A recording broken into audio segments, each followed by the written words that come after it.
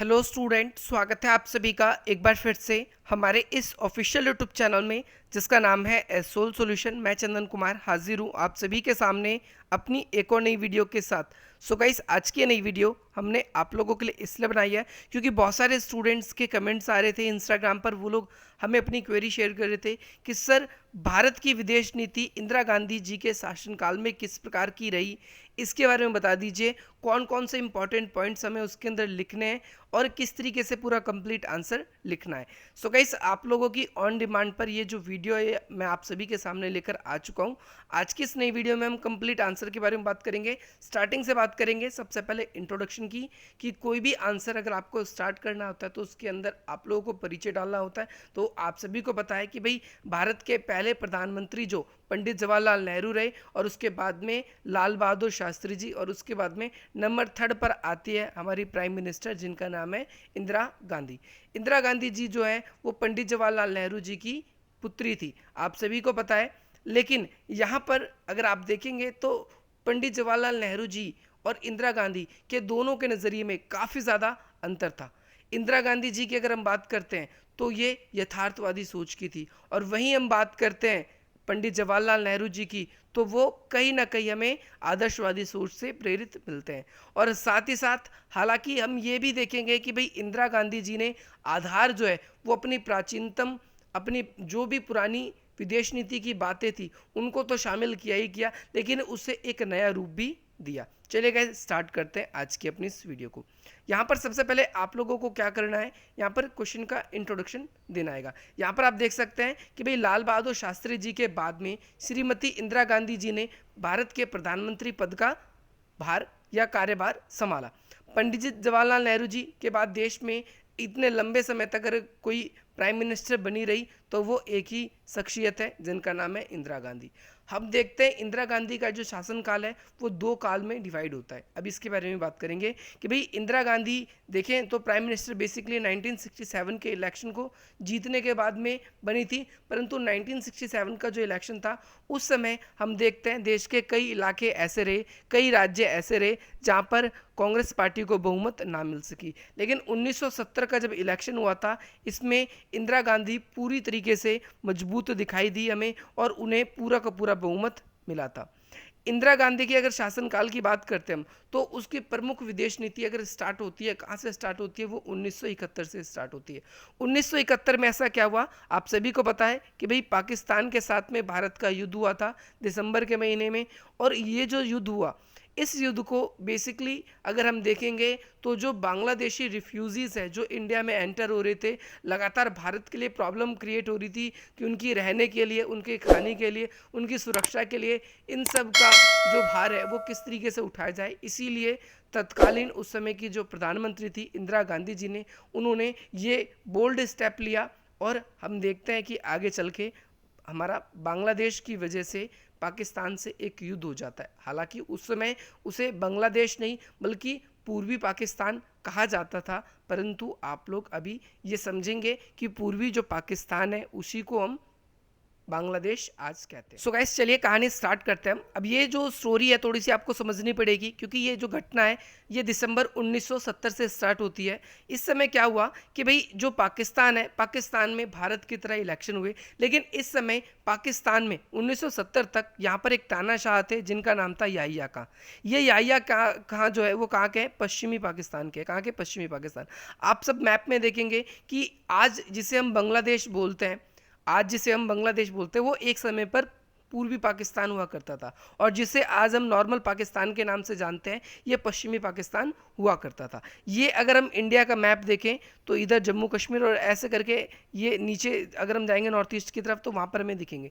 तो हम 2 पाकिस्तान देखते हैं, लेकिन दोनों का जो शासन कंट्रोल है वो एक ही। अगर यहाँ की पार्टी जीती तो ये दोनों पे राज करेगी, यहाँ की पार्टी करी तो ये दोनों पे राज करेगी। यहाँ पर अब तक ये चल रहा था। लेकिन पश्चिमी पाकिस्तान में एक तानाशाह थे जिनका नाम था याहिया खां, और साथ ही साथ एक और नेता थे आवामी लीग के जिनका नाम था शेख मुजीबुर रहमान। अब भाई जो याहिया खान है वो नहीं चाहते थे, देखो यहाँ पर इलेक्शन हुए 1970 में, और मैं आपको बता दूं जो शेख मुजीबुर रहमान है इनकी सरकार चुनाव में जीत जाती है। अब ये पूर्वी पाकिस्तान के थे, लेकिन अभी इनका जो कंट्रोल है पश्चिमी पाकिस्तान में भी रहता। अगर हम देखें जनसंख्या के आधार पर तो जो पश्चिमी पाकिस्तान था ये बड़ा था पूर्वी पाकिस्तान के से, लेकिन परंतु फिर भी जो पश्चिमी पाकिस्तान के नेता हैं वो हार गए इलेक्शन। और जीता कौन? मुजिबुर रहमान की जो पार्टी है जिनका नाम है अवामी लीग। लेकिन यहाँ पर एक नेता और थे जो पश्चिमी पाकिस्तान के, जिनका नाम था जुल्फिकार अली भुट्टो। वो किस पार्टी के थे? पाकिस्तान या पाकिस्तानी पीपुल्स पार्टी, पीपीपी बोलते हैं जिसे हम। तो इनके पार्टी थी। और यहाँ पर अगर हम देखेंगे तो बहुमत किनको मिला? शेख मुजीबुर रहमान की पार्टी को बहुमत मिला। लेकिन याहिया खान और साथ ही साथ अगर हम देखेंगे जो जुल्फिकार अली भुट्टो है वो बिल्कुल नहीं चाहते थे कि कोई भी बंगाली पाकिस्तान का क्या बन जाए? प्राइम मिनिस्टर बन जाए। इसीलिए याहिया खान ने भी बांग्लादेश के हाथों सत्ता जाने के इच्छुक नहीं थे और सत्ता हस्तांतरण ना हो इसके लिए इन्होंने क्या किया? देखिए बहुत सी यहाँ पर सैनिक मिलिट्री शासन अप्लाई कर दिया। कहाँ पर लगा दिया मिलिट्री शासन? पूर्वी पाकिस्तान में। और यहाँ पर एक लेफ्टिनेंट गवर्नर को नियुक्त किया, जिसे हम गवर्नर बोलते हैं, आप सभी जानते हैं लेफ्टिनेंट को, जिनका नाम था टिक्का खां। इनको गवर्नर नियुक्त कर दिया। और साथ साथ देखेंगे मार्च का महीना पूर्वी पाकिस्तान में जो ये आंदोलन पश्चिमी पाकिस्तान के खिलाफ होने लगा था, क्योंकि आप सबको पता है यहाँ का नेता जीत गया, आप सबको पता है शेख मुजिबुर रहमान, लेकिन याहिया खान और साथ ही साथ जुल्फिकार अली भुट्टो जो है वो दोनों में से कोई नहीं चाहते थे कि यहाँ का बंगाली कोई भी क्या करे, हमारे यहाँ पर क्या बन जाए? प्राइम मिनिस्टर बन जाए। सुनाओ यहाँ पर हम देखते हैं कि यहाँ पर एक गवर्नर नियुक्त कर दिया गया पूर्वी पाकिस्तान में, ताकि यहाँ पर लोगों को कंट्रोल किया जा सके। और यहाँ पर पूर्वी पाकिस्तान के अंदर बहुत सारे आंदोलन होने लगे थे, लोग आंदोलन करने लगे थे। इसके लिए पश्चिमी पाकिस्तान से इस आंदोलन को कुचलने के लिए सेना भेजी गई। और आवामी पार्टी के जो लोकप्रिय नेता थे, जो प्राइम मिनिस्टर पद का जो इलेक्शन था वो जीत भी गए थे, जिनका नाम था शेख मुजिबुर रहमान, इन्हें गिरफ्तार करके पाकिस्तान की जो पश्चिमी पाकिस्तान है उसकी जेल में डाल दिया गया।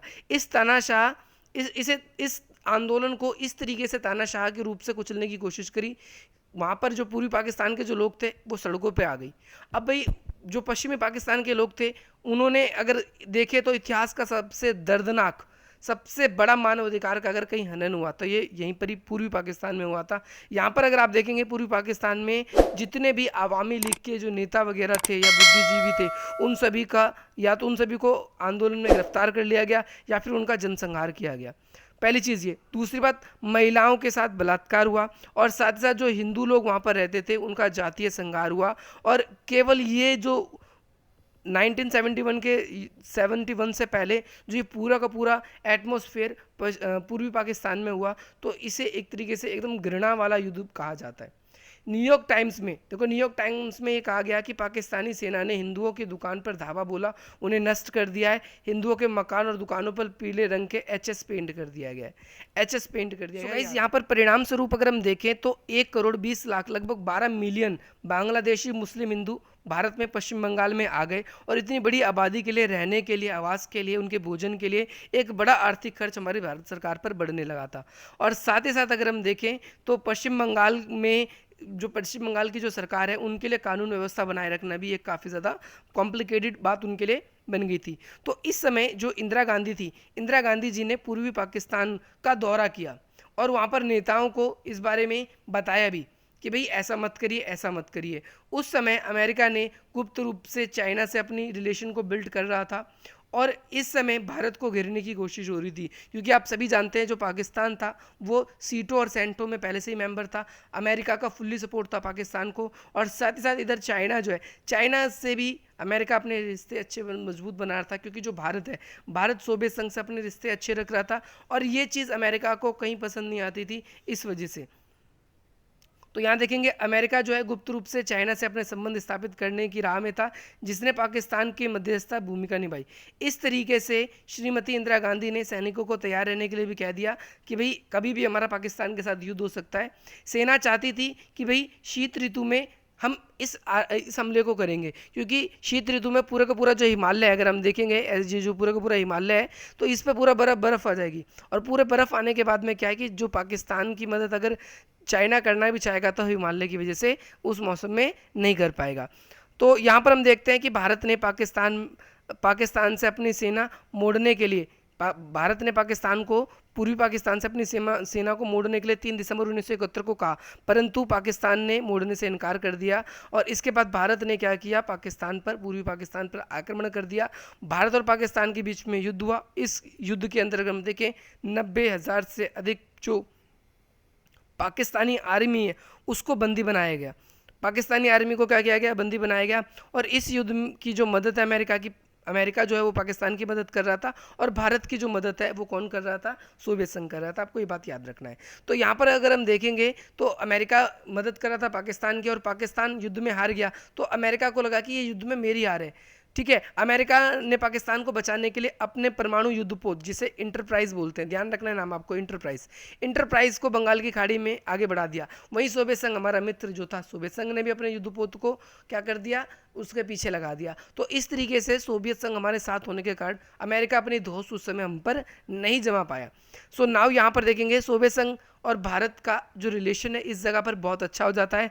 अमेरिका द्वारा सोवियत संघ ने भारत की निंदा नहीं की। अमेरिका ने सोवियत संघ को कहा कि भारत की निंदा करो, ये तो बहुत गलत है, पर सोवियत संघ ने ऐसा बिल्कुल भी नहीं किया। अब यहाँ पर भारत और जो सोवियत संघ के बीच में 1971 में एक संधि हुई थी, इसे बोलते हैं मैत्री संधि। इस मैत्री संधि की वजह से ही जो बांग्लादेश के युद्ध में सोवियत संघ ने भारत की मदद करी थी। सो नाउ यहाँ पर अगर हम देखेंगे गुटनिरपेक्षता के काल से ही, यानी जब नेहरू का काल था उस समय से ही सोवियत संघ से हम काफ़ी ज़्यादा क्लोज दिखते हैं, हमारा उनसे रिलेशन जो है काफ़ी ज़्यादा निकटतम दिखाई देता है। और 1979 में क्यूबा में जो सम्मेलन हुआ था उसमें भारत और सोवियत संघ के संबंध बहुत ही ज़्यादा अच्छे हो गए थे। 1971 में क्या हुआ कि भाई पहले भारत और सोवियत संघ के बीच में मैत्री पे, इस समय पर क्या, बांग्लादेश के युद्ध से पहले क्या होता है, मैत्री संधि पर हस्ताक्षर होता है, और सोवियत संघ ने भारत को गुटनिरपेक्षता द्वारा मान्यता भी दे दी। अमेरिका ने अब तक गुटनिरपेक्षता को मान्यता नहीं दी थी, परंतु जो सोवियत संघ है उसने भारत की गुटनिरपेक्षता को मान्यता दे दी थी। साथ ही साथ यहाँ पर देखेंगे कि भाई भारत ने सोवियत संघ से इसलिए भी संबंध बनाए क्योंकि अमेरिका द्वारा पाकिस्तान और चाइना के साथ अच्छे संबंध स्थापित हो चुके थे, और सोवियत संघ भारत को संतुलन अगर लाना था, सोवियत संघ को भी जानता था, सोवियत संघ अगर दक्षिण एशिया में मुझे अपना प्रभाव बनाए रखना है तो भारत जैसे देश का मेरे को सहारा लेना पड़ेगा, नहीं तो चाइना और अमेरिका जो दो बड़े ताकतवर देश हैं वो तो अमेरिका की साइड हो ही गए। अगर मुझे ताकतवर रहना है दक्षिण एशिया में तो मुझे भारत के साथ संबंध बनाने ही पड़ेंगे।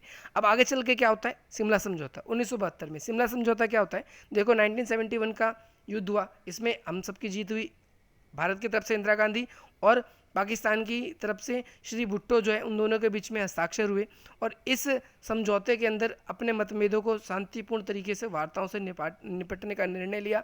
लेकिन अगर हम देखते हैं 1971 के युद्ध जो है उसके जो कब्जाए हुए क्षेत्र थे और जितने भी बंदी बनाए गए थे उन सबको कब रिहा किया गया, 1973 में रिहा किया गया। शिमला समझौता जो है इसकी काफ़ी ज़्यादा आलोचना भी होती है, एक तो जनसंघ के द्वारा होती है, और साथ ही साथ 1978 में जो मोरारजी देसाई जब उस समय प्रधानमंत्री थे, उनकी सरकार जब आई थी तो विदेश मंत्री उस टाइम थे अटल बिहारी वाजपेयी। उन्होंने संकेत किया कि इंदिरा गांधी जी ने श्री बेनज़ीर भुट्टो से गुप्त संधि पहले ही कर ली थी, वो तो एक दिन में इतनी सारी बातें होना पॉसिबल ही नहीं है, उनका ये कहना था। इसके बाद इंदिरा गांधी जी के शासनकाल में अगली प्रमुख घटना में से एक रही थी जिसका नाम है परमाणु परीक्षण। 1974 में जब हम देखें तो भारत भी अपना परमाणु परीक्षण कर चुका था। देखो यहाँ पर क्या है कि भाई हम चाहते तो अपना परमाणु काफ़ी पहले बना सकते थे, लेकिन नेहरू की आदर्शवादी नीति थी। नेहरू का कहना था कि इससे हथियारों की होड़ को बढ़ावा मिलेगा, साथ ही साथ क्या है, हम कभी ऐसे हथियार नहीं बनाएंगे जो मानव जाति के लिए संहार हो, खतरनाक हो, इसीलिए। परंतु जो इंदिरा गांधी थी इसके विपरीत थी। जब वो पीएम बनी तो उन्होंने अपने पोखरण का जो परमाणु परीक्षण था उसके लिए अमेरिका तक से बहुत गंदे रिलेशन हो गए थे, तब भी उन्होंने अपने परीक्षण को जारी रखा। देखो यहाँ पर क्या है, 1964 में चाइना ने भी परमाणु परीक्षण कर लिया। अब भाई अमेरिका को इस बात का डाउट था कि भारत भी क्या कर सकता है, चाइना की तरह परमाणु परीक्षण कर सकता है, तो दुनिया में कोई भी परमाणु हथियार ना बना सके, इसके लिए अमेरिका के जो विदेश मंत्री है और अमेरिका के जो राष्ट्रपति है, उन्होंने 1967 में ही एक मसौदा तैयार किया जिसे बोलते हैं एनपीटी। एनपीटी को हिंदी में पूरा नाम है परमाणु अप्रसार संधि। तो जो परमाणु है उसका प्रसार नहीं करेंगे, इसीलिए 1966 में जो हमारे यहाँ के विदेश मंत्री भी थे जिनका नाम था स्वर्ण सिंह। उन्होंने लोकसभा में कहा था कि भारत भी जो परमाणु परीक्षण कर सकता है, इतनी ताकत है। और नेहरू जी ने 1966 में परमाणु बम बनाने के डिज़ाइन बनाने के अधिकार भी दे दिए थे। 1971 में क्या हुआ कि जब जैसे अमेरिका ने अपना इंटरप्राइज भारत को डराने के लिए भेजा था, तो इंदिरा गांधी को भी लगा था कि नहीं भाई, भारत के पास भी होना चाहिए, ताकि कोई दोबारा ऐसा अगर कोई ताकतवर देश अपनी धौंस जमाने की कोशिश करेगा तो उसे भी हम आंख से आंख लड़ाकर जवाब देंगे। तो इस तरीके से तो श्रीमती इंदिरा गांधी जी ने उस समय क्या किया कि अपना परमाणु परीक्षण करवाया। परमाणु परीक्षण कैसे करवाया मैं आपको बता देता हूँ ये भी कि 1974 में परमाणु परीक्षण हुआ था, मई का महीना था, और राजस्थान के पोखरण नाम की जगह थी, वहाँ पर किया गया था।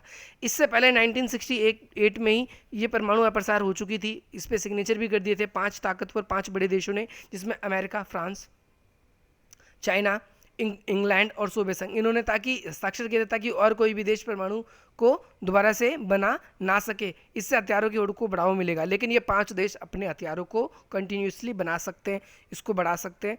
भारत को लगा कि ये एक भेदभावपूर्ण संधि है जो हमें नहीं माननी चाहिए, और यही रीज़न रहा भारत ने इसको माना भी नहीं। इंदिरा गांधी का दूसरा शासनकाल अगर आप देखेंगे तो दूसरा शासनकाल कब शुरू होता है? 1979 में, जब सोवियत संघ द्वारा अफगान में सैनिक हस्तक्षेप किया गया, तो उस समय अमेरिका ने इस बात की बहुत आलोचना करी, और अमेरिका और सोवियत संघ के संबंध जो है फिर से खराब हो गए थे। और लेकिन इस समय अगर हम देखें तो भारत ने सोवियत संघ की ना तो पूरी तरीके से आलोचना करी और ना ही पूरी तरीके से क्या किया, उनका समर्थन किया। और यूएनओ में जो भाषण भी दिया था भारत की तरफ से, उसमें डायरेक्टली ये बात कहा गया कि भाई अफगानिस्तान क्या किसी भी देश पर अपनी ज़बरदस्ती सेना स्थापित करने की किसी भी देश को अधिकार नहीं है। यही समय था वो, यही टाइम पीरियड था वो, जिसके बाद से अगर हम देखेंगे कि भाई अमेरिका और सोवियत संघ, वो तो उनके बीच में तो खटास बढ़ गई। भारत को भी एक चीज़ लगने लगा था कि अब कहीं ना कहीं मुझे अमेरिका के साथ भी अपने अच्छे संबंध बनाने पड़ेंगे, और साथ ही साथ अफगान में आतंकवाद को समाप्त करने के लिए पाकिस्तान से ज़्यादा दुनिया को लग रहा था कि भाई भारत पर अमेरिका भरोसा करेगा, परंतु ऐसा नहीं हुआ। पाकिस्तान पर भारत से ज़्यादा भरोसा किया गया, और एक बार फिर से हम देखते हैं भारत के हाथों निराशा लगी, और भारत और अमेरिका के जो संबंध हैं, जो अच्छे एक समय पर होने चाहिए थे, वो संबंध अच्छे नहीं हो पाते। परंतु अगर आज की हम बात करते हैं तो आज संबंध अच्छे हैं। ये बात सिर्फ इंदिरा गांधी के शासनकाल की थी, और इंदिरा गांधी के शासनकाल तक ही हमें इसका उत्तर लिखना है। I hope guys, Indira Gandhi के शासनकाल में कितनी भी इंपॉर्टेंट घटनाएं घटी थी आप सबको पता चल गया, और बेसिकली फॉरेन पॉलिसी के टाइम पे उनके कहाँ और कितना ज़्यादा ध्यान था, किस मुद्दे पे ध्यान था, अब आपको ये भी पता चल गया होगा। सो गाइस, इसी प्रकार की इंटरेस्टिंग अपडेट्स के लिए और नई नई वीडियोस पाने के लिए हमारी वीडियो को लाइक करें, अधिक से अधिक मित्रों तक शेयर करें, और हमारे चैनल को सब्सक्राइब करें। चलिए गाइस, मिलते हैं आपसे अपनी अगली वीडियो में। जय हिंद, जय भारत।